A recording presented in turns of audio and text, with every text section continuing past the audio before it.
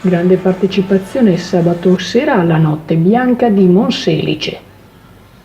Una notte bianca particolarmente monitorata dalle forze dell'ordine per il rischio attentati. Tra 30.000 e 40.000 i partecipanti, nonostante la concomitanza di un'analoga iniziativa nella vicina città di Este.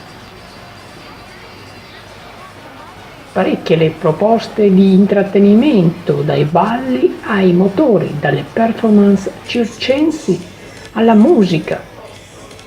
Bilancio positivo per i commercianti e comune che sicuramente riproporranno l'iniziativa forti dei consensi crescenti.